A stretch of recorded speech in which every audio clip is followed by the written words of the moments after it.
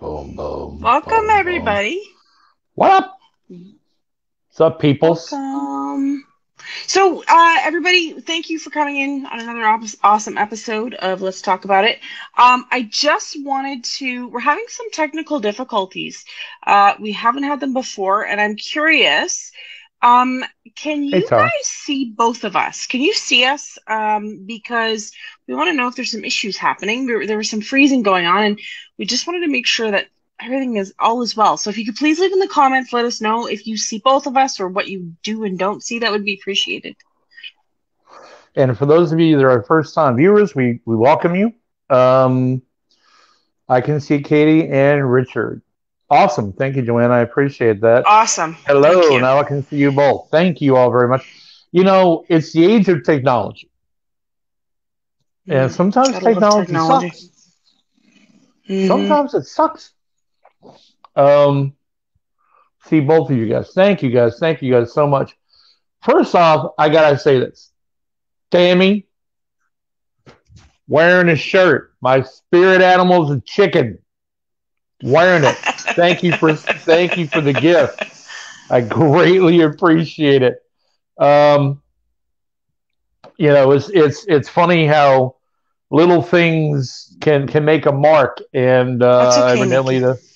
the chicken made a mark and an impact on Tammy. So she went ahead and bought me a shirt. So thank you very much, Tammy. I appreciate it so much. It's very cool of you to do that. She gave it to me on the last tour we did at the Right Hotel, Saturday the 30th of October, and which we had a blast, by the way. How have you been? How's your week been? It's been a whirlwind. I'm not gonna lie, it's been a whirlwind. Lot moving Hey, horses, Jen. moving Hey, Tammy. hay. The farmer in me is had to get my arse in gear, as they say, and get going. So the crescendo has happened. Hopefully, everything is cool and calm and collected, and all should be well. But yeah, no, it's been a good week. Lots of work. That never ends. Did a couple cleansings. Just another day in the paranormal life. What about you? It's another day in the life. Yeah, dealing with the car issue myself. Uh, I was dead in the water at a Walmart parking lot, and I had to get the battery mm. taken care of. So that's a good thing. Um, Other than that, had it. I gotta say, I'm gonna go ahead and I'm gonna do some shameless plugs here with the fans and the friends that I have here in the states. I put up an event at a brand new location at 3:30 in the afternoon. That same day, 6.5 hours later, these great people bought every last ticket. Within 6 hours, it was sold out. How amazing. How And amazing it's is that? I have been to the place twice. It is a phenomenal location. Um, no one else that's going has ever been. This is a first for a lot of people. Um, but we're very proud to be able to have the opportunity to be able to manage events at this location. But I could not believe the desire to see another place. For a public paranormal investigation, it's gonna be great. It's gonna be fun. It's gonna be epic. Hey, Penny. Absolutely. Hey, I'm so Shelly. excited for you. Hi, Penny. Hi, Anne. Hi, everybody. Now, as if you're just joining us for the first time, thanks for stopping by. Um, but we simulcast, so that means that we simulcast in different channels, and so I cannot see all your comments. Richard can though. So if I don't answer your question or I don't return your comment, I apologize. I'm not doing it on purpose. I've got multiple things going on right here, so I can try and see most of the comments, but sometimes I miss them. So please don't be offended if I don't see them. Okay. If there's something specifically you want to ask me and I'm not listening or I'm not seeing the comments, just put my name in it and Richard will make sure that they get seen and that we can answer them for you. Okay? Hey, Holly. Good to see you. Yeah, guys. So I Yeah. get the pleasure of being the executive producer and seeing everybody's comments. So be nice. Now, for those of you that are first-time viewers of the show, let me kind of go over a background. This show is really just a very interactive paranormal talk show. We bring some topics in to discuss, and then we leave it open for our viewers, you guys, to be able to comment, ask questions, add your 2 cents, talk to us about your Hi, experiences, Holly. best practices, those kind of things, just to be able to share. these ideals together. This to us is kind of a real good example of paranormal unity. Yeah, everyone getting together. There are no big egos. There's no crazy rivalry. There's no big egos. There's craziness. There's people people don't talk. Yeah. So, Yeah, I mean, Richard, my apologies, sir. I'm going to have yes. to interrupt you for a minute because you sound like an 80s song right now. You've got this techno synthesizer beat going. I don't know if anybody else is experiencing it. Please chime in if it's just me. But it's kind of it's your feed's getting a little funky, as Tara says. So yeah, it's clear now though. You're frozen on the screen, but I can still hear you. So I apologize, guys. We don't know what's happening. We've tested this theory. How many shows have we done? But there's something going down. So we will figure it out. We'll try to get it. Oh, you're back on the screen. We'll try to get it figured out as best as possible. So we do apologize if it kind of gets awry. Okay. So why don't we talk about, Richard? What's our topic for tonight? Topic tonight is just about everything from A to Z in paranormal. How cool is that, guys? How cool is that? Yeah. And now Holly is saying I'm froze. Must be something on my end with data streaming. I don't know what's up. So I'm going to try to let you handle most of the conversation. I'll just interject with what's necessary. Okay. Fine. That way it's not you're there. You're there. So Richard, you are there at the moment. I'll tell you what, if I do this, that means that you're frozen again, and I don't have to interrupt you because I feel horrible interrupting you, and that does happen. Okay. Hi, Scott. Hi, Nadia. Holly, hey, Meg, Scott. Jen. How's it going? We should do some shout-outs. Hi, everybody. For those of you who are just tuning in, again, we're simulcasting, so put your comments in there. Say hello. We know you're entering if you're here, okay? So A to Z paranormal. So basically, that's such a wide spectrum. There's so much involved in the paranormal. And we kind of, every week we touch base on certain things. And we thought, because it's such a broad spectrum, that we wanted to get into some things that you may not think might be paranormal. Richard and I have talked about cryptids. Is it or is it not paranormal? What are your thoughts?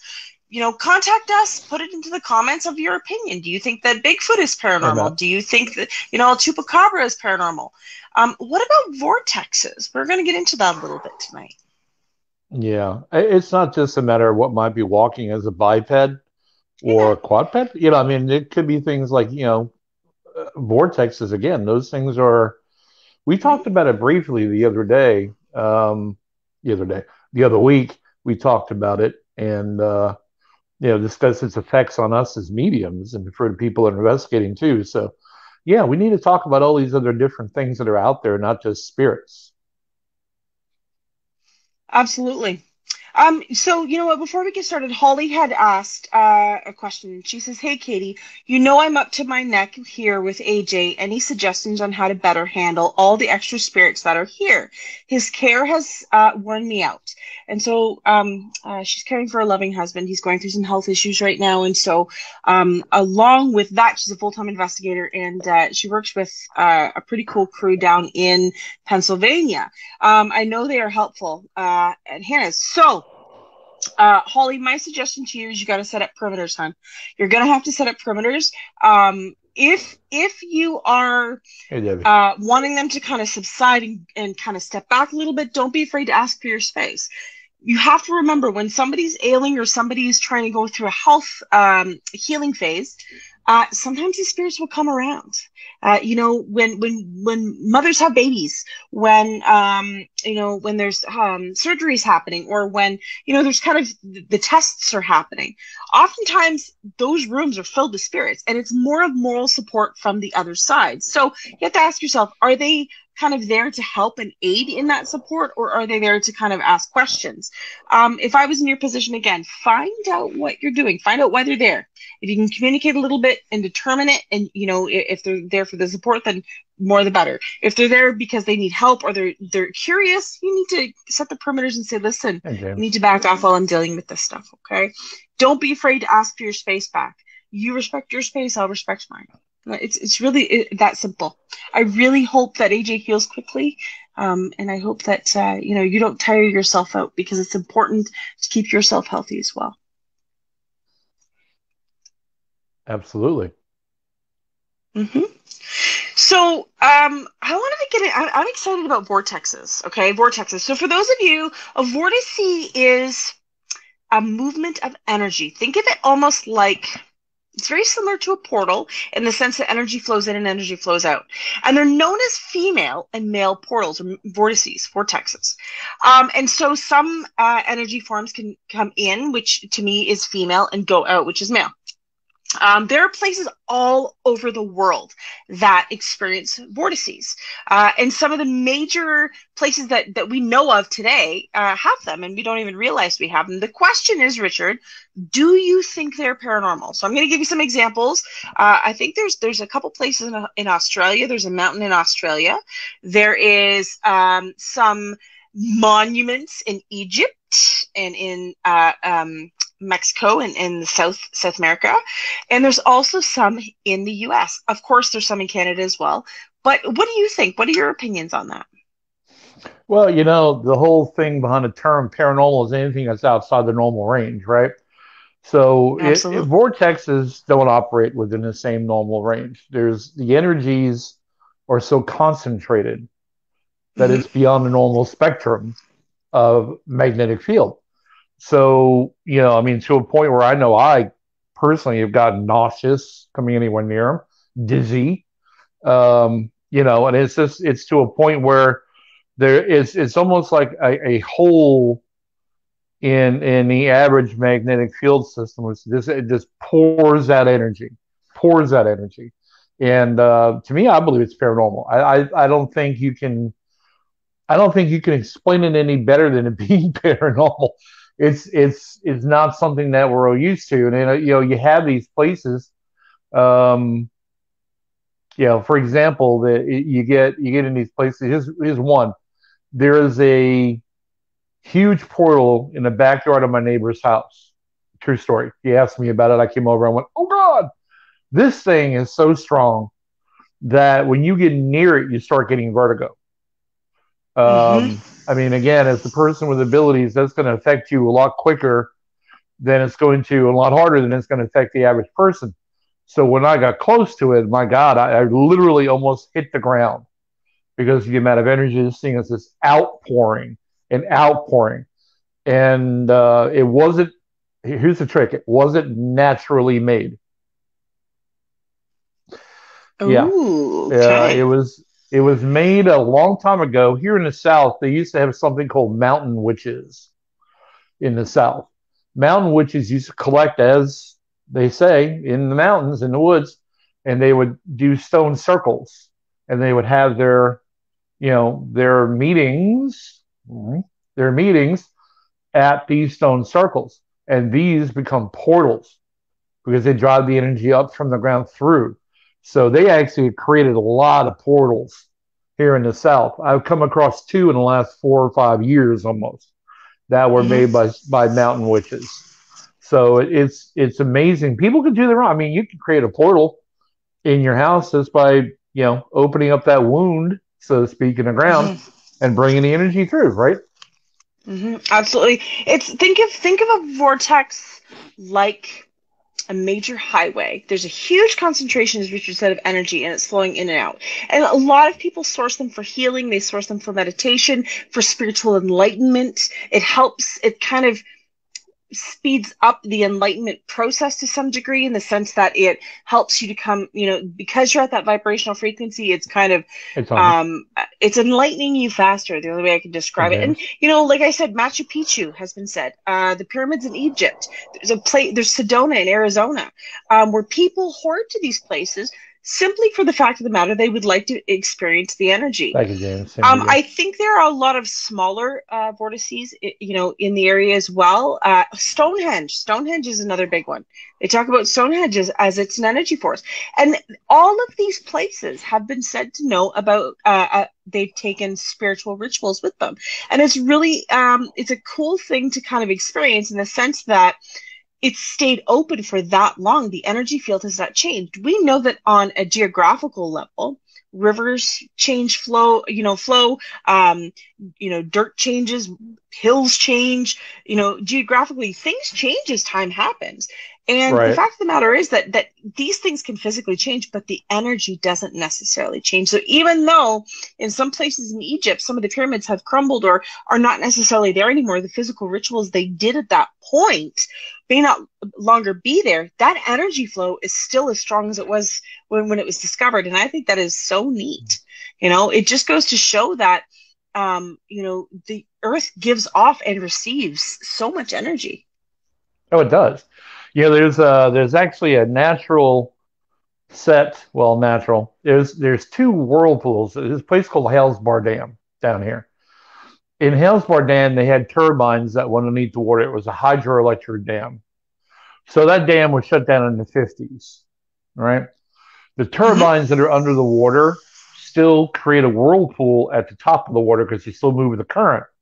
What's funny is the electromagnetic field from that is so strong, it actually changes the actual environment that you're dealing with as a paranormal investigation. It goes, as what I call it, window shins, you got some problems. Window shins being, the opposite of clockwise. When they go clockwise, it's a different energy because of what it gives off. And I think that's pretty cool that you can have that being an energy vortex again, and it's just they're made so easily in so many different ways. Absolutely. I think that on an extraterrestrial level, and that's a whole nother subject we're going to get into now, we touch base on that. I think paranormal is kind of part of that as well. I really think that these extraterrestrials are using these vortices, this energy flow, kind of to fuel themselves up. They're directed to that. And I think that you'll notice a lot of these cryptids are also using a lot of this energy. It doesn't just go to religious sacrifices or rituals or enlightenment. It goes to, what these beings and entities are feeding off of as well. I'd be curious to set up some sort of a 2-week investigation at one of these vortexes to kind of see the different types of entities or paranormal activity you would pick up there. Well, you talk about cryptids. I don't know if that was a segue. Subject change. I probably, you know me, I'm very transparent with how I feel. And what I'm about to say may ruffle a feather, and it doesn't. I don't mean for it to. Okay, but in my experience, let's bring up cryptids for a second. Let's bring up, tall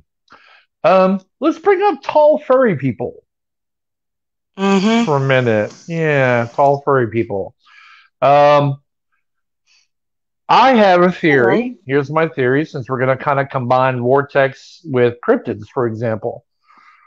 With the sightings of Bigfoot, for example, if you look at the sightings on a map, they follow the ley lines of the coast. So, and Richard, let's just, I was going to say, explain what a ley line is, because I think people are going to want to know what this is. It's so exciting. A ley line is the activity center for earthquakes. Okay, they're fault lines. And they give off a tremendous amount of electromagnetic field. A tremendous amount. And what's interesting, not to stir up the pot, because just a personal opinion, take it easy. With this, if you're looking at a sightings map, you actually will see a lot of sightings of Bigfoot along the coastline. Now, you figure the majority of them would be in the woods, Montana, things like that. And they're not. They kind of follow the ley line of the country, where a lot of the ley lines are what I call electromagnetic field activity centers, they follow those. For example, Tennessee has, I think it's 82 earthquakes a month. So, and you figure then you go up towards the coastline, there's more of it out there. So, my thought is, again, just my opinion, don't hate me for it, guys, is the Bigfoot sightings are actually an energy being, not an actual cryptid that has blood and flesh and hair. Just my opinion. The Cherokee used to call them the guardian. They would arrive in appearance, the description's exactly the same.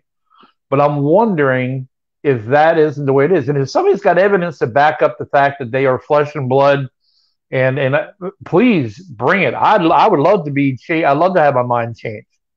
Okay, but if we're talking A to Z paranormal, yes, I think the Bigfoot sightings are paranormal, but I think they're an energy. I don't think it's flesh and blood.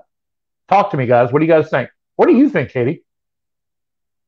I agree in the sense that, everything needs energy to feed off of. Go down to the basic principles, we need energy in terms of calories to keep us going, right? So right, that's turned into a physical energy. I just think that these vortexes, these portals, these energy flows, ley lines, they all have to lead, and they come and go from somewhere. And because of that, I think that it's a dimensional shift. I mean, we all remember the show Stargate, and if you don't, then you're too young. But Stargate talked about these dimensional shifts.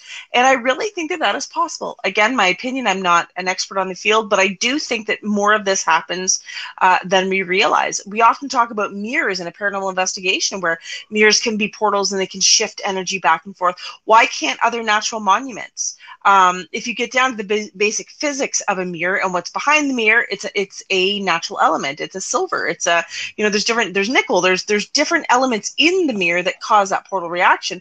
Well, we don't know what's below the ground. We don't know, what elements are naturally around where these vortexes and portals are happening. So how do you know the same thing can't flow? We know that water creates energy. We know the flow of water creates energy. We know wind creates energy. So, who's to say that some of these other natural anomalies will be able to create that energy flow and, again, attract these entities, attract this energy? Well, you bring up water now. Now it's another left-hand term, because now you're looking at water. Water is a conduit. Mm-hmm. I mean, I've literally stood at a riverside and watched spirits of Native Americans go into the water and just disappear. I mean, it's a real crazy thing to think about, but because of the high vibration level that running water brings, it's not as scary as low vibrational energy, but it's incredible to watch how the energy changes and how it shifts and how it transports. You can put a high running water stream near a K2 meter, and actually I've had them go off because the energy is there, the magnetic field is there. I've had somebody ask me the other day, have I ever seen an alien? I really couldn't tell you. I've seen some crazy crap. I've seen something I just couldn't recognize as being anything other than humanoid. But I couldn't tell you it was little green men from a spaceship. Again, guys, if anyone's had experiences with this kind of stuff, Lori said in her belief that Bigfoot is an elemental. Mm-hmm. I agree. Yeah, it's an energy being for sure. Yeah. Yep. And you've got a lot of people out there dropping all kinds of cash on equipment to prove to you that they're a flesh and blood and hair being. And I just haven't seen enough yet. Again, if somebody has better evidence to convince me of it, please, God, bring it forward. I'd love to be convinced of it. Yes, I believe that cryptids are paranormal. I don't always believe that they are something you can pinpoint to a particular being that we recognize their brand. But there's a lot of weird paranormal stuff going on. There's stuff all over the place with cryptids and everything else.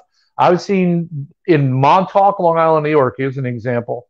7 years ago, they found a creature on the beach that was the ugliest, weirdest looking damn thing. It looked like a cross between a pig and a dog with nails that were like 2 or 3 inches long. And it was like jelly. It was just like, what the hell? I Mm-hmm. think you can look at A to Z, paranormal A to Z, and what's out there and call it paranormal. I call that paranormal. I call that weird as Mm-hmm. shit. It's just, you know, I mean, come on, who's going to walk that? I mean, does that need a leash and a collar? I mean, what is it? We need to know. I mean, come on. Do I need to throw it a treat? I mean, who is, do you know the thing I'm talking about? Did you see that? Did you ever I see did. the image of that thing? I did. Yeah. There's so many things. But let's face it too, Richard. We don't know. There's so much that's undiscovered underneath the ocean. There's so much that we have yet to kind of see and to explore down there. So who knows what really is happening? I mean, we're so focused on I agree. land, we don't realize what kind of energy is happening way down in the bottom of the ocean and stuff like that. I mean, there if you know extraterrestrials, you've talked about UFOs and USOs, Mm-hmm. right, where these things are actually below and submerged underwater, and there's been millions of sightings of these things. There's got to be something more to it. All If right. anybody's ever had a USO experience, please let us know. Put it into the comments. Well, it's Lord Ramsey said, I call that not normal. Yeah, I mean, and what's funny is I'm from Long Island, New York. I have fished and I have worked out on Long Island and Montauk. And I'm going to tell you, if I came across something like that walking down a damn beach, I don't think I'm getting in the water anytime soon. It's just kind of one of those things you just look at and go, no, not for me. But there's this one I saw I want to talk about, and I don't have a lot of experience with it, so maybe you guys do. If you guys have ever experienced this particular phenomena, I want to know about it. The rake. The rake. Do you know what I'm talking about? Mm-mm. Okay, there is a creature, and this is going to bring up a subtopic because it just does. There is a creature out there that they say is it's a bad thing to interact with. When you interact with it, you die, or you come close to dying. Okay, And let's it's not kind of a interact. yeah, let's not. So again, We could it's just say kind of we one of those did. things. It is. They had it on video, one of those video shows to show you the clips from people's phones or whatever. And this thing was in a barn, and it's all white and it's bipedal, but it walks on all fours and it has a shrill of a scream and teeth like that long in its mouth. And this thing was on camera. They called it the rake. Sounds like a good And time. yeah, it's good stuff. Um, just yeah, you can go ahead and take the dog with you when you go. It's okay. Right. Um, I'll leave first. That's what it would be. I'm gonna go check the tires of the car. yeah, I got to rearrange my sock drawer. See you later. Right. Um, Right. but I've seen this. Has anybody else that's watching the show? Has anybody seen? Okay, Thomas says the rake is scary. All right, so other people besides me have heard about this. That's great. Holly said, I've always had a ton of experience with beings in a cruise ship energy, on a cruise ship energy, and spirits are everywhere on cruise ships. Well, let me tell you, I understand why you say that. Let me, um, at any time, as we all kind of know, of those that have read people, have been around paranormal energy, can read the energy follows people. Hmm. So if you've got 2,000 people on a boat, hmm there's liable to be in. I've caught EVPs on a plane. I I have caught EVPs on a plane. So that to me is something to look at and go on a plane. Okay, yeah. So only one on the plane on a what they call a red eye. I was literally the only person on the plane, last plane out of Atlanta, and I'm sitting there with my recorder. I was in Utah doing an investigation, and I'm coming in. I got my recorder going, and I just hit record. An hour and a half later, I disembark from the plane. I go home, slap this on my computer. I've got 3 EVPs. Yeah. So I wouldn't doubt it. I wouldn't doubt it. Well, Um, again, that goes to the theory, and that's another rabbit hole that we could go down, but that goes with the theory that they're two separate things, right? And I've always maintained, you've always maintained, ghosts and spirits are different things. And Yeah, so really, is it that they follow the physical ship, the physical plane? I would tend to think that's more of a ghost. If somebody died on a ship a second. and it was a traumatic accident, or it was something that happened, it was a confusing death, something happened to kind of imprint them and keep them on that ship or plane, any type of physical containment, then yeah, I can see them sticking around for that purpose. Or is it the fact of the matter that they are seeing your energy?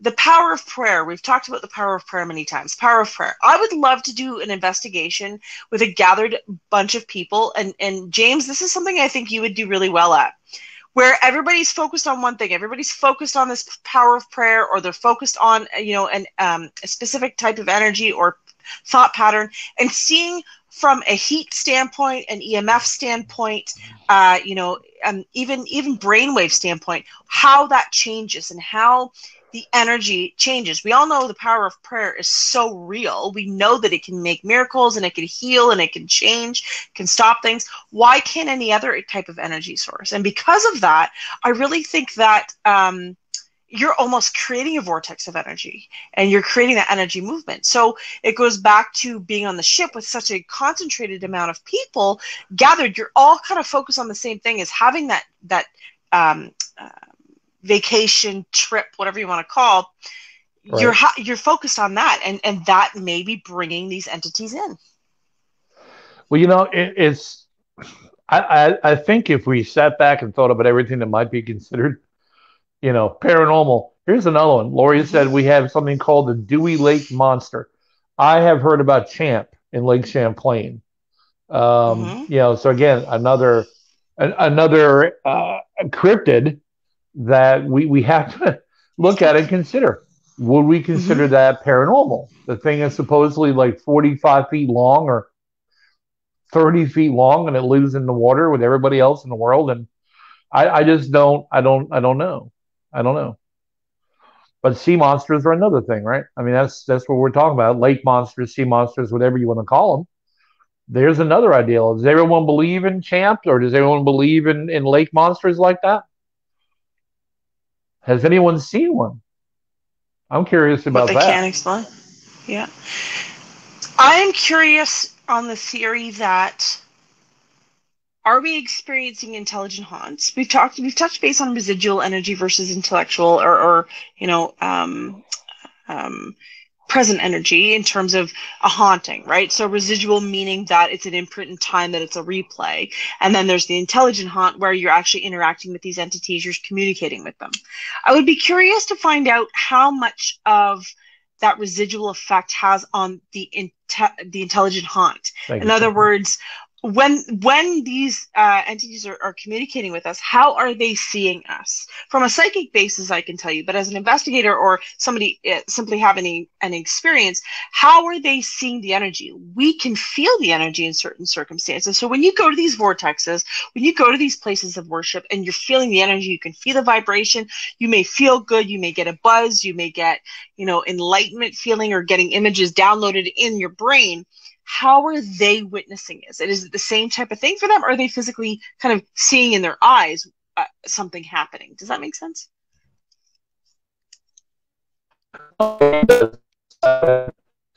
Oh, I think you're frozen, Richard.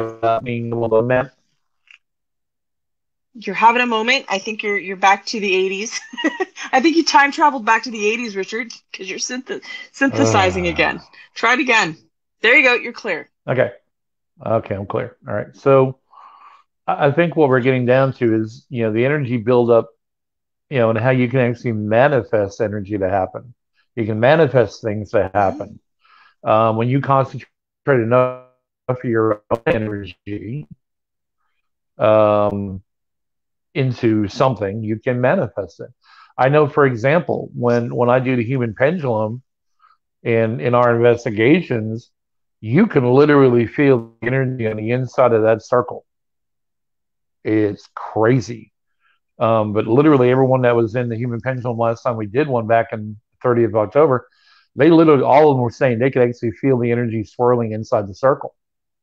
So Wow. it's really just kind of that easy. And to me, that it just comes to bring to light that yes, you have natural vortexes. Yes, you'll have man-made vortexes, but you can build one of your own so easily. You got to be careful with Mhm. it as well. I really think that needs to be brought up. You got to be careful with it. Um, but yeah, I mean that can lead to a lot of different things. You just Yeah. be careful. So, how would one who is not acknowledging their gifts. In other words, Richard and I are both psychic mediums, for those of you that don't know. But, when we kind of have honed in on how our energy works and how we feel the energy. But, Richard, how would one know if they're stepping into a vortex? Besides feeling the sickness and all that stuff, what physical things might somebody feel if they're experiencing, walking into a vortex? Well, I think some people will react differently to it. My personal reactions Hmm. are pressure in my head, like a vice. I get that Right. collapsing feeling in my head, ringing in my ears. And I will get the vision even gets blurred at times for me as well. Again, something you've got to be understanding of is that you could go into a location that's got a vortex and not know it till you hit it. So the whole Boy Scout thing of always being prepared. Yeah, I mean you've got to always be prepared. Now that's my reaction to it. What's yours? I agreed. 100% agreed. You got to be careful no matter what you work with, Hey Donna. you have to be careful, and there's always light and dark to every scenario. So I think that, for me, the best explanation is, again, I get that. I get kind of a tightness, and I get, Mm-hmm. I don't know if anybody's ever experienced this, but where I live, there is actually hydro wires, and I don't go near them very often. But sometimes, if I'm walking by or I'm going closer to them, I can actually feel that energy, and it's almost like a hum. And I'm sure if you guys walk by or go close to for a short period of time, because there's high levels of EMF there, you don't want to get sick. It almost feels like a static reaction where the hairs want to stand up and you can feel the vibration. Something very similar happens to me. It's almost like an overabundance, and my body doesn't know how to react to it. So it's an even better, an even better example when you turn music up and you go right up Hey to a Carmen. speaker. Not only are you hearing that vibration, but you're feeling it. You can feel the percussion happening. The same type of thing kind of happens when you walk into some sort of an energy vortex, where you're actually not only are you feeling it on a psychic level, but you're physically feeling it too. So the next time that you experience that, the hair on the back of your neck, the hair in your arm standing up, a tightness, really pay attention to your surroundings and find out, what's happening. You could be walking under hydro wires. You could be walking to where a water dam is, and you may be feeling the natural effects of that energy movement. It may not necessarily mean there's a vortex there, but that's essentially what Richard and I are talking about in Right. terms of picking up on that extra energy. Well, Donna was asking a moment ago. I saw a post up on it about what is the story with the ringing in the ears. Well, for some that I've talked to, Mm-hmm. usually there's ringing in the ears during a paranormal event. Mm-hmm. When there's an energy of around you that'll deliver a paranormal event. I get it all the time. When my ears start ringing, I will tell you we're capturing something probably on audio, or or even video. And it's just a matter of that. It's your body's. It's another. It's hard to explain completely, but it's another one of your body's wonderful reactions to paranormal. Your body, like I said, and Katie's agree with herself too. There are so many things your body is going to tell you about that is paranormal that you usually would have to buy a meter for to be able to understand it. But your body is an incredible antenna. So that's what the ringing in the ears is. I'm not saying it's all the time, Mm-hmm. but when I've been in an active location and I'll hear the ringing in my ears, yeah. I mean, usually right at that point, we probably caught an EVP on a recorder somewhere or something like that. Now, getting back to your point, Kitty, you made about the hydro lines. Big down here in the U.S. is a transformer. Mm-hmm. Power transformers for some reason, they thought it was a great idea to actually drop these things right in the middle of residential areas. So, yeah, you could even hear the hum of the Mm-hmm. transformer receiving the power. And if you get a Mm-hmm. K2 meter, you might as well turn that booger off because it floods the entire area with EMF. And you can't walk outside of a house anywhere near a transformer without it going crazy because it gives off that level of EMF. So that doesn't help. I think it's all cooking us in our brains while we sleep, but that's just personal opinion. And it's crazy how you can get through it. Do Donna said I do have a spirit in my home. To be directly honest, Donna, I actually took I actually did a radio show one time. It was a call-in show, and we had a lady call in. She just moved to Texas from Scotland, the UK, and she said, "I hear all about all these spirits down south. Can you tell me of a place that isn't haunted?" Um, no. Uh, you in the south? Uh, uh, there is so much spirit activity going on here. If you live in a house or on land, uh, most likely you're living with somebody that isn't paying the bills. You living with a spirit that is, or spirits that were either attached to that land, might be on a home if the home is old enough to have that kind of energy living in it. You are not living alone, and that's a major majority. That's a majority of the places you could live at. I don't care where you are. Do you agree with that, Katie? I do. I agree. I think that there's much more energy flow than there is than we realize. You have to think the amount of people alive today versus the people who have passed. And I look at things like a universal consciousness. So I don't necessarily think that there are spirits and entities walking by getting their mail or picking up the daily paper. I think they're there in an energy standpoint. So even if there's an essence of them left, people are picking up on that. You have to understand when I walk in Richard walks into a location, we may not be picking up on an entity that's living at the location. We may be picking up on history of a feeling or an imprint in time of an entity that lived at that location, but the essence of that person is still there. So, think of it this way: when you pass, some of your personal belongings are still here. That doesn't mean that you as a person are still in that moment, but a lot of the essence of you is still around. And so the same type of thing happens. This is where the energy gets focused on. So if you love something, you loved a farm or you loved a house and you built it from the ground up, foundation all the way up, that's going to imprint. My mother always used to say to me, she's putting love in the recipe. I'd say, Mom, what's in, what did you make that was so good? And I put some love in it. And it's true. That love that devotion you put into what you're building, you're making, you're fabricating, you're manufacturing, whatever it is, that energy source goes to that object and that is picked up. Um, think of dogs. Dogs have an acute smell. Okay, they're able to pick up scents that we couldn't even fathom, we couldn't even dream of. There's just essence of things that they're able to tap into. They can pick up on a scent of a person who walked 2 days before and catch on to their scent. The same type of thing I think applies in a spiritual energy standpoint. There is that kind of essence of that being there. So to say that, just because somebody isn't occupying a space now, or it hasn't been investigated in 15 years, doesn't mean the entity or essence is still not there. Right. And I've had to describe that to other people I've done. I've done house cleansings, residential investigations.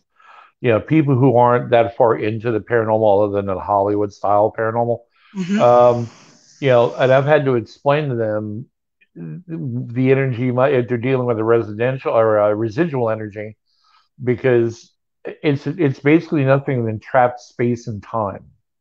Mm-hmm. It is something that imprinted so much energy got involved that imprinted it in that house. So that's just repeating itself like a broken record. Because I've had a lot of people that don't really know what residual energy is versus intelligent energy. So, for example, a murder scene. I was in a building where a murder scene has taken place where somebody killed another man during a love triangle, and that murder and fight ensued in that particular building. It's not going to leave it. It's there. It's like somebody took a video clip and just put it on a loop. So that guy is killing this gentleman over and over and over again. And that's just part of the crazy stuff regarding energies. I'm trying to think of we've got so much you could talk about that could possibly be paranormal that we haven't even touched yet. And it's just, to me, aliens. Let's talk about what is your story? What's your belief on aliens? I think that it would be my own personal opinion. I would be pretty ignorant to assume that we are the only intelligent light force in the universe. I think there's much more. I think that there's much more than we're being led and what we're being told. I've had a few personal experiences with UFOs. I've had some personal experiences with entities that I could safely assume were not spirits. They were more of a dimensional shift of a being. Is that extraterrestrial? Perhaps it is.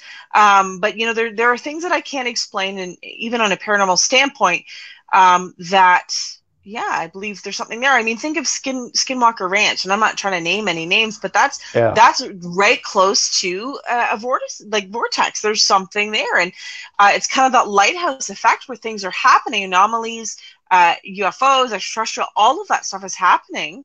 And how do we explain this? It's almost like it's a local watering hole. All of these different types of entities are all sourcing the same energy, and that's why we're having these sightings. Right. It's funny because, like I said, I can't, only because I never saw a vessel, I never saw the light beam, I never saw but I've dealt with creatures on one or two occasions that I could not say were elementals or spirits or negative energies or manifested energies or demonic. They just literally could not be explained. They looked weird. They kind of resemble a little bit about what everyone says they might look like, but I just could not put a handle on it. And that's what threw me a loop, because I'm looking at this thing going, And as fast as it saw me, it disappeared. And I'm like, that's just really crazy. So, I mean, I've not seen a UFO personally. I haven't. Unidentified submerged objects I've heard of. Actually, Expedition X did a phenomenal 2-part show on it. And I couldn't refute what they did. And it'd be awful damn hard for them to put special effects stuff into place to make it look like it did either. Again, you can't say it doesn't exist. We know hardly anything about the ocean. We don't hardly understand what's down there. And the synopsis that he gave for why they consider it a paranormal thing and why do they consider it aliens that are working below the surface of the ocean, I couldn't refute it. I had no evidence against it, but I would like to learn more about it. It's to me, it's really interesting. It's like one of the last real frontiers we haven't gotten a lot of evidence on, except for sightings of ships. I've seen some weird stuff, but you never know nowadays with editing software. Is that really a paranormal thing? Or is that somebody that's just really good with a computer? Mm-hmm. I'd love to see some verifiable proof. And you know what? Let's face it. Alaska, South Pole, North Pole, all those areas that are covered in snow, for so many years, we don't know what's below there. We know that they've discovered pyramids. We know, but what are they for? A lot of these undiscovered areas, we don't realize what could have gone on there and what types of portals or vortexes happened there too. Going into things like fairies, going into things like shadow people, going into things like different types of elementals. All of those I would consider paranormal. It's something that is not normal. It's something that has been witnessed by thousands of people, but we have yet to get physical evidence. We're trying to find that. The Loch Ness, again, trying so hard to get physical evidence, and everybody thinks they have their holy grail, but we still can't find, I could come to the conclusion whether it exists or it doesn't. I got a little favorite story about the Phalor stuff, so I do. I am actually really proud to say I think we are the only team, unless somebody has themselves, please speak up because I'd love to hear it. We are the only team I know that has actually captured what is called a boggart. If you look at UK Phalor, is it called a boggart? I've captured him on video, captured him on SLS, captured him on audio. I have spirits at the building that say he is a boggart. For those of you that don't know what a boggart is, Google that bad boy. He's pretty ugly. But if you want a kind of a glimpse of what he might look like, Harry Potter had a house elf, Dobby. Dobby is actually a brownie. If you look into the Fey lore, he is a brownie. Now, all of these are supposed to be mystical creatures. Okay? I was not a believer until I came across this damn thing. And in video and in face to face, yeah, about a 3 foot tall gray monkey with a stubbing of a tail that makes a cluck, cluck, cluck, cluck, cluck sound before he actually does anything. And it is the weirdest damn thing. I literally had an investigation where I asked the spirits in the building. I said, "Is the brownie what I'm talking to? Is it a brownie?" And I had a male spirit go, "No." Okay, so in other words, it's a bogle, and the male spirit went, "No." And I said, "So it's a boggart," and the male spirit went, "Yes, it's a boggart." The area that this building is in was actually the ground was raised up and erected buildings by Scottish and Irish immigrants. Trailing this thing through, I actually had an EVP of a female when I talk about the boggart that said, I said, "What is his name?" And I got a female that said the Celtic word faramina, which means I can't tell you. It's the weirdest damn thing. Well, they're not able to tell you their names because if they tell you their name, supposedly you are. Okay. So you're not allowed to know their name. You're only allowed to understand their being of who they are. But wow, it blew my mind. I'm doing this 26 years. I have never ever come in contact with anything that was like that. He has pointed ears. I mean, it's nuts. It's nuts. But yeah, he's here in good old Northwest Georgia. So Tracy had a comment. So Tracy says things go missing, vivid, colorful dreams wake up with unusual markings. Tracy, you got some really good points there. It's funny. If I could count, or if I could have a nickel for every time something that I had went missing, I know 100% I put it somewhere, or I had, intentions of it, and next thing you know, it's placed somewhere else. Is that paranormal? Yes, I do believe that's paranormal. I do think that interdimensional travel. I do think time warps. I think Mandela effect, all of which are paranormal. And I think that all changes our timeline, and it all has an effect on where things are. But I also believe that sometimes our guides, and we all have several guides going through our lives, our guides kind of hide things, move things, shift things in order to kind of stall us and slow us down. For what reason? Sometimes it's to save us, sometimes it's to stop us, sometimes it's to reset our thought pattern and to make different decisions throughout the day. But I do believe that it's not always for annoying purposes. Sometimes they're there to help us, and they're kind of resetting it so that we start in a different path or take a different step in the next direction. Greg had asked how. I'm sorry. Greg had asked how we're spelling this character. I'm assuming you're talking about the boggart. That's Bogart. Is how I believe it is spelled. Bogart. Yeah. So I'm sorry. Go ahead. I didn't mean to interrupt you. No, it's okay. I was going to say the same thing. I'm sorry, guys. We're having a little bit of technical difficulties for those of you just joining us. And you may see Richard frozen a little bit. I'm trying to jumble back and forth between the comments because we're simulcasting. So if you see me looking down, I'm not changing my my attention. I'm just trying to keep up with comments here. So Bob says, last year I was gifted a glass with a seahorse on it. Woke up and it was in my cupboard. Never seen it before. Bob sounds paranormal to me. Yeah. You know, that's pretty cool.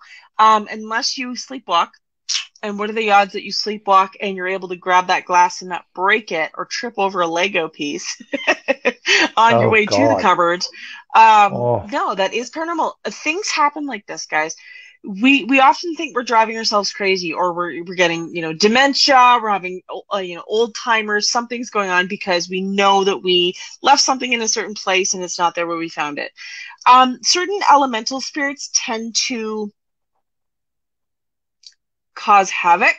I've had certain cleansing and rituals that I've had to do. I've had to go to different locations and deal with that because I had a woman, she was so pissed off because, you know, things kept going missing and she would put something down and basically they were trying to get a rise out of her and it worked. But there, again, other times, you know, it happens for a reason. So, you know, there was this circumstance where I couldn't find my keys and I know I had put them down. And that was my guide trying to slow me down so I didn't leave for work that day. There's certain circumstances like that that they do this on purpose, and it's for our benefit, believe it or not. You know, if you think that you're experiencing these things, you know, it's important to try to cleanse, you know, eliminate that stuff. But think about what you were thinking when you were looking for that object. I can tell you that most of the time you were in a hurry. Most of the time when you lost that object or you're in a hurry to go somewhere, that's when it kind of went and it slipped against your hands. So pay attention to those things. Well, that, I mean, things can be like that easily simple. Has anybody besides me ever heard of the threshold theory? The threshold theory, where you step over the threshold of a room and you forget what the hell you came in there for? That's legit. So, I think it has something to do as well with your age when you get there. But you know, those are the kind of things when your mind gets to a point where it's operating as what I call, you know, too little ROM, random operating memory. It just gets to a point where you forgot a lot of crap. I've done it. I walked out with my phone in my hand with the light on my phone trying to find my phone. Look, it happens. It happens. It happens to me more than I'd like to admit. Yes, Boggart. You're spelling Boggart correctly, Greg. It's two G's. I'm sorry. But yeah, check out the images on Google about the Boggart. It's pretty crazy. I actually tell you a funny quick story about that. We had a private investigation. They asked my team to mentor them through the building while they were investigating. And the one particular young lady that was there had never even heard. I hadn't even a chance to explain the Boggart to her. And she's an accomplished artist. I mean, a phenomenal artist. And she was standing in the hallway on the second floor. And the Boggart literally shot out of this one bedroom on the second floor and up the stairs. He was gone just that quick. And she went, "Oh my God, what the hell was that?" And I said, "Well, what did you see?" And she started describing it. I said, "Can you draw it?" And she literally drew it. And when I look up the images for Boggart on the web, guess what? It was a good 90% match to what is on there as the Boggart on the web. And that was just her quick eye and quick, you know, drawing ability, her artistry that picked up the image that she caught in a split second. But yeah, it's kind of nuts. It's all kind of crazy. I think we'll never. I mean, I've been in this business 26 years. Katie's only 21, so she's only been in the business 20 years. It's kind of what she didn't hear the joke. Yes, she did. Okay. It's amazing how little I can. It's amazing how little I can admittedly say I know about the paranormal. I think that as time goes by, we'll learn more, but we'll never. What we know will fill a thimble compared to what's out there.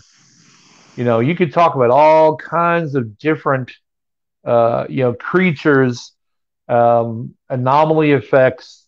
You can talk about all different types of energy formations, and you still won't touch one nth of what's out there. Hmm. That's why I personally try to concentrate on one one venue of paranormal activity, which is spirits and ghosts. Because if I had to learn about everything that is out there and try to memorize it all and find my best practices about how to investigate it, I'd lose my mind. There's just too much. Um, you know, it's one of those things where we had somebody on here earlier that said she was abducted by aliens. Wow. I don't even know how I would know that enough to even handle that concept, that thought process. How do you sit back and go, hey, I was abducted, and I would lose my mind. You're a better person than I. Now I've seen some stuff in the paranormal that put a little more gray hairs on my chin than most things will. Things I can't explain, things that I just sit back and go, yeah, I just need to go ahead and retire. It's just kind of one of those things where you just sit back and you just get reveled once in a while and you go, "Ooh, never saw that coming." Now Tracy's talking about harbingers. Now harbinger angels, and I'm going to kind of put a point on this because I've come across it a few times, and I've had people that have had spirits in their homes and they are a harbinger angel.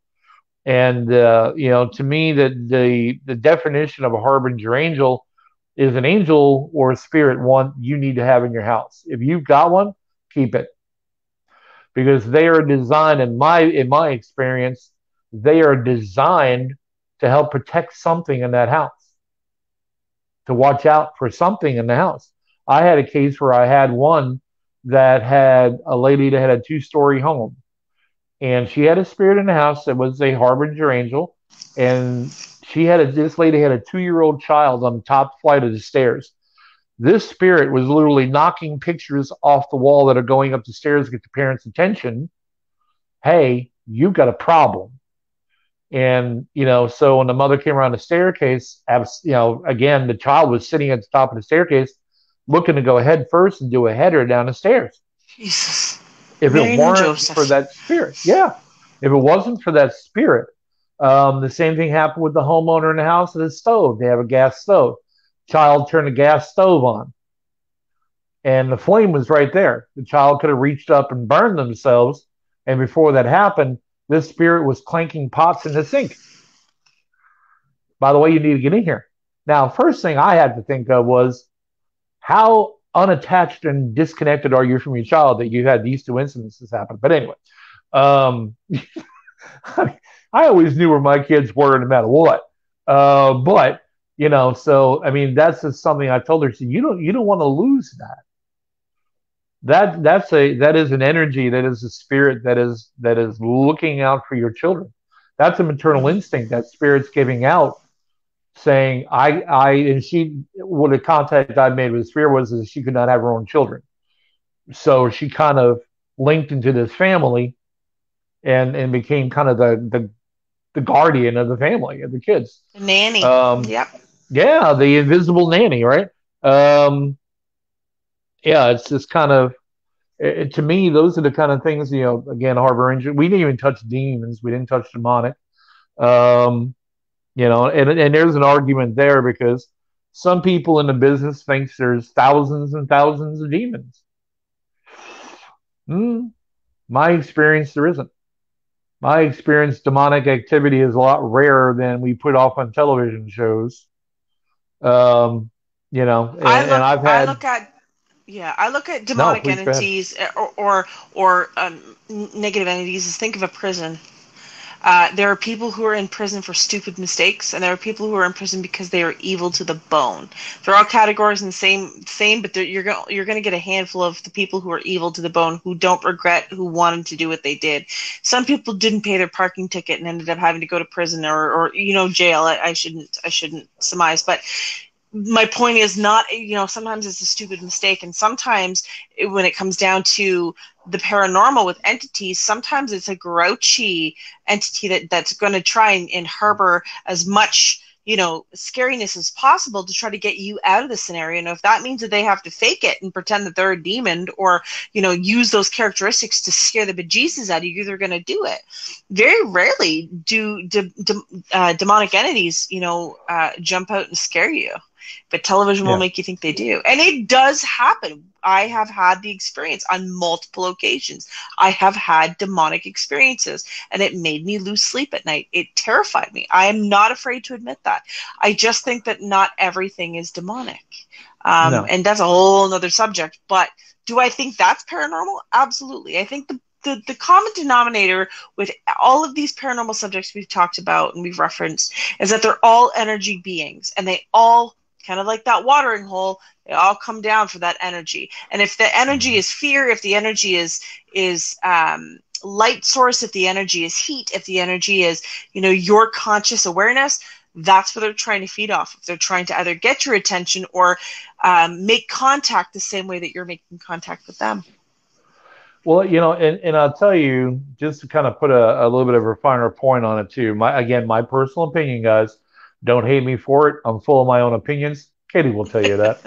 Um, I challenge those in this arena of having a paranormal team, either as a founder, as a group. Take the time, okay, to research wraiths. You've heard of the Tennessee Wraith Chasers, right? All right, so I have been researching this now for about 15 years. What shocked me was the definition, basically, paranormal Wikipedia, which is what I call Katie. She's the paranormal Wikipedia. But the paranormal Wikipedia online, if you look up the power levels of a wraith, they're 1 through 10.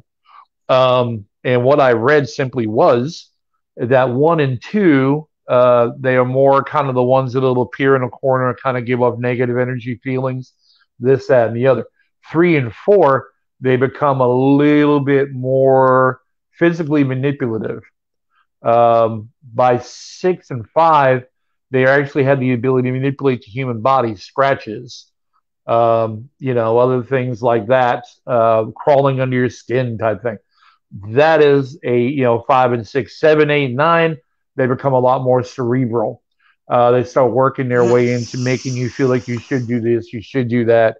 Negative energy thoughts too about it. By 10, they've gotten to a point where they're just that close to being demonic, but they can't be demonic because they're not a demon. But they are actually called familiars, which, if you look into the Bible, the familiars are those who knew Satan, who knew the demon, but couldn't be him. The best thing I can tell you as an example of a wraith or a familiar is the vampire movies that are out. They have all the people that are around them, little minion, that are the vampire's minion, okay? But they can't be the vampire. That is what we're dealing with. The thing with these beings as wraiths is that they actually get stronger with age. Whereas in the beginning, they're pretty benign. But by the time they reach 4, 5, 6, all the way to the rest of 10, they can become dangerous. But again, that's a wraith. And I think we deal with a lot of that in the field. We just don't recognize it. But research it. I kind of challenge you guys to research that. It's an amazing process to watch and look and listen to. Same thing, shadow people is another thing. There are shadow people I've seen that hide from people. They'll see you look at them and they'll duck behind a corner because they don't want you to see them. But yet they also will be the one that while you're sleeping will tell you to go ahead and die. They're nasty, negative beings. We really don't know a whole lot about them at all. Shadow people are just, I don't look at shadow people as anything other than negative. I just see them as a negative energy. And do I ever think they were real people? No. I think they're interdimensional. And I think that goes along with, Tracy had asked about an incubus, and I'll even go even further to a succubus. So for those of you that don't know, an incubus is a male demonic type entity that has, shall we say, for the sake of being PG, gets intimate with a woman. Okay.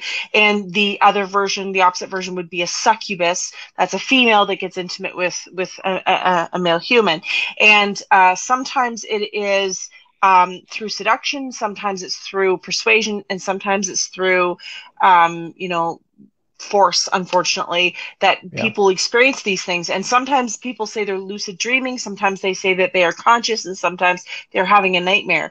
But the bottom line is that's how it's basically sucking the light force out, is seducing these people and causing that to occur.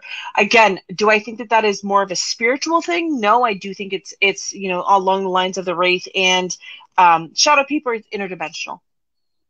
Yeah. And I think a lot of times the exposure or the impact that shadow people make tend to happen to you most oftenly when you're most vulnerable, which is when you're in twilight sleep. Mm-hmm. I've heard of shadow people literally sucking the life out of people. I've Mm-hmm. heard shadow people attacking people while they're trying to sleep. Like somebody was talking about sleep paralysis. I don't disagree with that. Again, shadow people are really, except for demons, and I've only had 2 encounters in the last 12 years with demons, but shadow people scare me almost more. They're a lot more numerous. There's a ton more of them. Um, Mm-hmm. you don't really know their intention. You don't really know their intention. It's like a dog without an expression. You don't know what's coming next. Yeah, you don't. Mm-hmm. And then I've been into it where I've seen, a head and the shoulders pop out. It was all black as blacker than black. And that's the typical thing. They poke their head out and look at you, go, oh Mm-hmm. shit, and then back in again because they don't want to deal with you on a one-on-one confrontation. I don't believe they rather catch you when you're not ready for it. And I really believe that's what it's about. They want to catch you when you're not ready. Mm-hmm. Um, I've seen it. I've seen them shut doors. I've seen them just literally poke out like a kid playing hide and seek. And that's kind of creepier than other things because I ain't playing with you dark son of a bitch. Just saying, it's just kind of one of those things. I don't play with shadow people. It's not cool. Yeah. The sea hog. Thomas just brought up the sea hog. What is that? Is that the thing that they found on Montauk on the beach? That sea hog thing? Is that what that is, Thomas? I think no matter what type of entity you're dealing with, you don't know. You don't necessarily know exactly what you're seeing. Many investigations, many hauntings, many experiences, people will say to me, they saw a little girl, or they saw an old woman, or they saw a variant of, and you really don't know what you're seeing. We did an investigation a little while ago, and we could hear a little girl giggling, and I can tell you that there were no little girls in that house. Doing what I do and getting the vibe, and because I kind of understand the energy that I'm at. I knew it wasn't a little girl, but there are times where I've been thrown for a loop too. Again, as you had said earlier, we are all students at this. We are still learning. If anybody claims to be an expert and knows the whole field, I'd love to be able to spend some time with you because I think I would be able to learn more.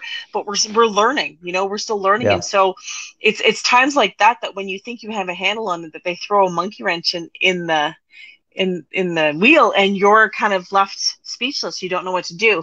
So it's important, guys, that cleansing principles and all that. Richard and I go over that almost every week, different types of cleansing principles and rituals that you can do. Somebody had mentioned earlier about a pendulum. Pendulums are an act of divination.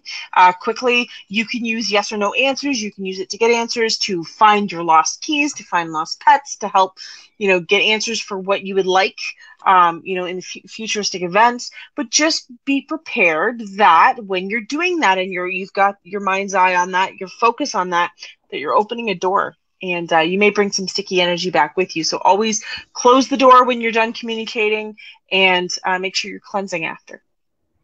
Now, Tracy said she normally tells spirits when they bother her to just firmly leave her alone. You're absolutely right. Mm-hmm. Real quick, we like Katie just said, we do talk about cleansings on here a lot. But yes, I do believe a very strong monologue is the best answer most of the time. If Mm-hmm. it's a benign energy, it will obey. But I'm here to Mm-hmm. tell you that'll only stave it off for a short while. You either have to do it every single time you go to bed. Hey, leave me alone. I don't want to hear from you. I don't want to see you. Leave me alone. I gotta go to sleep. And you'll have to do that almost every night eventually. But it's just one of those things. Don't ask a question you want an answer to. Just Mm-hmm. do that monologue and then live your life. Hey, Melissa, how's it going? And we've had a lot of people come in late tonight. Yeah, thanks Good for to see you, joining us, though. guys. Don't be afraid Yeah, to good to throw see a you. comment in there or a question. Meg says, I have something that sometimes calls out mom. It sounds like my daughter, but it's not her. Careful. There's a couple things that could be occurring there. One, it Hmm. could be looking for the invitation to cross over. So in the Hmm. sense that negative energy, evil energy needs that invitation, consciously or subconsciously. So if you go, yeah, or come in, or somewhat, you've invited it. Or it could be the fact of the matter that this is a child that has been lost or a child that has not come into the world yet. So it's identifying with you. You just don't know on a conscious level or on a human level if it's actually your child or not. Also, in my experience, there's always the 6 degrees of separation, which means that I'm a firm believer that when we die and we reincarnate, we kind of do it together. Okay, we all know each other on the other side. Hey, Very Melissa. rarely do we welcome somebody new, but it does happen. Some of us we know more than others. Through that source energy, when we reincarnate, we kind of migrate together. So, towns, cities, friends, types of things. Okay. And that's kind of a generalization, but just to surmise. Um, that being said, you may be experiencing an entity that recognizes you from a previous life. That has happened. I've experienced that with some investigations that I've done, as well as some readings. And I think that in a certain circumstances, in special circumstances, that little child could be identifying with you. I was Yeah. working on a cold case uh, last year, and we had gone to the cemetery. We were doing some investigative work and just kind of trying to piece some puzzles together. Long story short, I walked into the cemetery, and as soon as I did, I saw a little girl across the cemetery standing, and she said, "Mom," like "Mummy, Mom." She thought I Yeah. was her mother, and so right away, even though I didn't know her consciously, I asked her, what her name was and, where was she from? And she took me to her grave. And unfortunately, that little girl died of an ailment. And because she died so quickly, she was confused to death and she was looking for her mother's mom. So sometimes it's Yeah. innocent, and that little girl could be thinking that you look like your mama.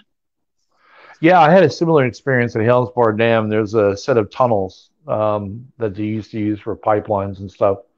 And in the tunnels, I consistently, and it's residual for the most part. That part of the energy is residual.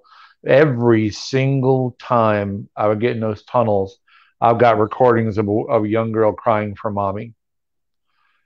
I can handle, Hmm.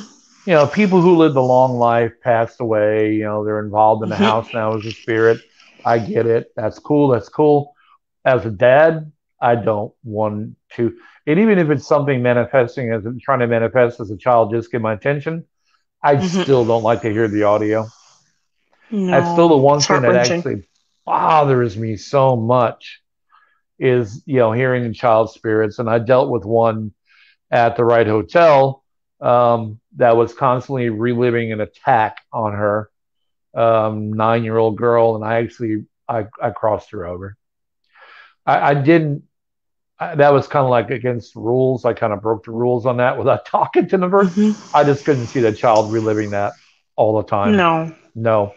So yeah. Yeah. But uh, thankfully, child spirits I don't come into percentage wise as much as I do adults, so I'm okay.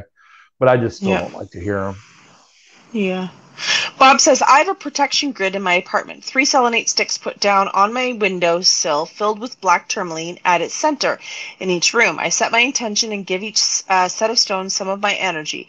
Since putting this up, my place, I have had no problems. I'm very proud of you, Bob. That's fantastic. I preach selenite and tourmaline all the time. I'm so proud of you for that. That's great. For those of you, if you guys are, feel like you're having issues, those types of things do work. It really does. Is not only are you using the vibrational frequencies of the crystals, but you're setting that active intent and you're creating that grid so that you're safe. That's a wonderful thing. Okay. Yeah. I encourage all of you to do it. And I Somebody will else and had I will tell said, you, I was not real big on stones. I wasn't. mhm. Crystals for stones. I wasn't. Is there so many things that you have to have in your armament as a psychic medium and as a paranormal investigator. I just didn't feel like having to add one more thing to it. I'm a little over that now. I've got that super seven stone. That booger is in my pocket every day. Every day. Yep. And it It's in my works. pocket. Oh yeah. Yeah, it does. Thank you, James. Appreciate it. But yeah, is I'm a believer. Tourmaline, I I will keep them in hand. That's not a Yeah. problem anymore because they do work so much. That's funny. Brian says, I have two little girls that always call me dad and are constantly asking me for food, iPods, games, and clothes. I tried everything, but they won't go away. Unfortunately, Brian, that's why they call you dad. And you got a few Mhm. more years and then they'll be leaving the nest. And you know what? It's at that point they're still going to be asking you for stuff. Yeah, it's funny. I saw a TikTok the other day where this woman was saging her house, and her little kids go, "Mom, I can't breathe." I bet you can't, Satan. So Not today, oh, I love Satan. it. That's so Not funny. today, Satan. Yeah, it's funny. God, we're already coming to a close in the show. 10 more I minutes, know, man. I know. Wow. Guys, thank you so much for joining us. If you have a topic that you'd like to talk about, if you have any questions, if there's anything you'd like to hear about that we have not covered, or you want to hear about it again, reach out to us. If we can answer Yeah. them, we will. This is why we do what we do. And if I could respectfully request, can you guys give us a like and share? If you like what we're saying, if you like what you're seeing, give us a like and share so that we can hopefully touch some other people, and we can our information can be passed to them, because there's always somebody who's looking for some answers, and we want them to feel comfortable. This is a safe environment. This is a place where we want people to feel okay asking these questions and know that you're part of a family. We're just here to teach you something, and if we don't know it, we're going to find out for you. Well, if I don't know, I'm just going to ask Katie. Oh, sure, no pressure. No pressure. No pressure at all. Yeah. So, guys, again, like Katie said, and I'm just going to kind of, bolster her point. And we do this show for you guys. We're trying to do our best to bring you correct information, bring you stuff that you can use in the field, stuff that again, best practices that everyone has shared. We've talked about them tonight. This is a very interactive show, but it's absolutely worthless if it doesn't get to the people that need it. So, like Katie said, if if you have a spare moment, if you don't mind sharing and liking this show, we would so greatly appreciate it. We've done this now. We're going on a year and a half. We've been 14 months, and a lot of shows, a lot of podcasts don't go very long. This one has such a great following, and we thank you for it. From the bottom of our hearts, we thank you for it. Honestly, I got to tell you, with the way life goes and how busy we are and how crazy Katie and I are, you guys are the only reason why we're doing this. If it comes down to it that you are not into this anymore with us, and the viewership falls away, we're going to reconsider what we're doing, because that means we're not making an impact. And we Mhm. really, really want to make an impact for you and bring you whatever information we can to help. That's really what this is all about. That's it. Absolutely. Quickly, Donna, I want to say I'm proud of you. Donna's been doing some empath mediumship healer stuff and using her gifts with her guides, and doing some reading. So we're proud of you for that. Good for you, Donna. Yeah, that's good. That's good. Okay. Stephen Winward said, "Hey, Katie was on Paranormal Survivor." Yes, so I was on Paranormal Survivor for I worked with them for 5 seasons. I had the pleasure of working with two other wonderful psychic mediums, Linda Quarian and Michelle DeRoche. We were all experts. I hate the word, but I like to say paranormal consultant. And we also had some Thank you, paranormal Brian. experiences we had with our team. So yeah, if that's something you're interested in watching, you guys can go back and find out the episodes. It was pretty cool. If you go to Discovery Plus, she is all over that. Paranormal Nightmares on that, which is another show she hasn't brought up. Paranormal Nightmares on there. That was her show as well. She was in that show. Plus, Paranormal Survivor is also on Discovery Plus. There are a lot of expert show on it. I call them paranormal consultants. That's probably a little bit of more of a comfortable place for Katie, but because she doesn't like Okay. she said, the whole expert thing. But she plays one on TV. But anyway, it's a very informative. The flow of the show is really, really good. And again, catch Katie not only on here but on there. She is a bright star, and Thank you. I'm proud to partner with her on this show. But it's again, Richard, we you've gotta. had your fair share too, sir. You've had your fair share of television experiences, let me tell you. How cool Yeah, is that? You've had your own show, you had your own show streaming, you've been on Ghost Adventures, you've done the Aftershocks, we've both been able to be privileged and had the experience to do television, and it's wonderful that there is still some honesty, integrity, and yeah. realness to the reality shows. So, thanks for watching, guys. Honestly, if you like Paranormal Survivor, if you like those types of shows, then we're still touching audiences on a television basis. Oh yeah, yeah, we are, and that's again, Hey, Cliff. we've been there, done that, and it's not as much fun as it looks to be on TV. Uh, yeah, no, it's pretty tiring. Um, yeah, it's again this show. Yeah, we get busy. Yeah, we get tired. Life interrupts. Things happen, but you guys are ultra important to us. We talk about it every week. We talk about what we're going to do for you guys on the show, and that's only because we care and we love y'all. And we're rounding down to 4 minutes left of this show, and imagine back when we were only an hour long. Wow, unbelievable. It was because of you guys that we got the 90 minutes. And, that's a good thing. So, again, guys, if there's any topics you'd like to discuss, I'll say it one more time. Please send us a message. We're going to have some great guests coming up as well. So Yeah, look forward to that. We will be putting it into our weekly advertisement. So I appreciate all the messages I'm getting of who's tuning in and when's tuning in. Don't be afraid. Sign up. Go to Let's Talk About It on Facebook. You can hit Richard up on his Facebook page, Richard Ruland, myself, Katie Turner, or Katie Turner Sensitive thank you, Psychic Nadia. Medium. And every week we post new stuff. So right here Sunday night, 8 p.m. Eastern Standard, Facebook. We're going to be doing YouTube too. That's coming up as well. That is coming up. We're going to be busy I know. again, I or know. more busy. I know. Is more Quickly busy tell there? everybody, shamelessly, tell everybody about the new Shamelessly. locations that you're having, because I think it's The important. the what? The new locations that Oh, you're well, here's the thing. the modest part of Richard. He doesn't like to boast himself. I don't. But it's really incredible. We're working with my team, the Haunted Travelers. We're working with a lot. Right now, it's currently four different historical societies in Northwest Georgia. We originally took the operations for running events at the Wright Hotel in Chatsworth Depot. I'm sure you guys have never heard me say that. Um, and then we just got handed by a different historical society, a place called the Hamilton House. The Hamilton House is circa 1841, Civil War hospital, Civil War command post for the Army, for the Confederate Alice. Army. And then there's another one that's going to be coming up that's going to be added to us. We were told that by mid 2022, we're possibly going to have 5 locations that we'll be managing events at.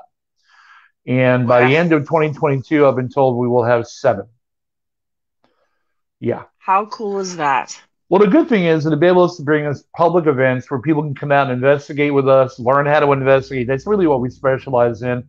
Come out to a building, enjoy the beauty of the building, the splendor of the building, the history of the building, talk to some of the history, which is incredible, I think. And at the same time, the ticket price that you're paying, the proceeds are going back to those venues to help keep them as beautiful as they are now. So for us, it's kind of the Haunted Travelers. It's kind of a thing of giving back to the Mm-hmm. paranormal. I also like the fact that with all the buildings we're going to be managing, that we will be able to say, hey, this month we're going here. This month we're going there. This month we're going over there. And it's all You're gonna kept to a have to get a certain punch number. card. Gonna have to get a punch card. I'm gonna have to get an admin. Is what I'm gonna have to get. I'm gonna have to get somebody to keep up with the schedule and the calendars. But we did open up our first investigation for 2022 as a public event, investigation event. And thankfully, again, thanking all the fans that are on here still that are seeing this. I thank you. We sold out in 6 hours. It was just that incredible an experience, and I thank you. I thank you as the owner and the founder of the Haunted Travelers. I thank you, and I can't wait to see you guys there. But that's kind of what we're doing now. We're trying to help preserve these buildings of history instead of just going to an old worn down warehouse that you got to pay $500 to get into, whatever. The money that's being paid is going back to the buildings, which is the only way to fly, I think. Absolutely. But Agreed. thank you for bringing it up. I appreciate it. Yeah. All right, guys. Thank you so much. We'll see you next week. Bye, Bye. guys. Have a good night.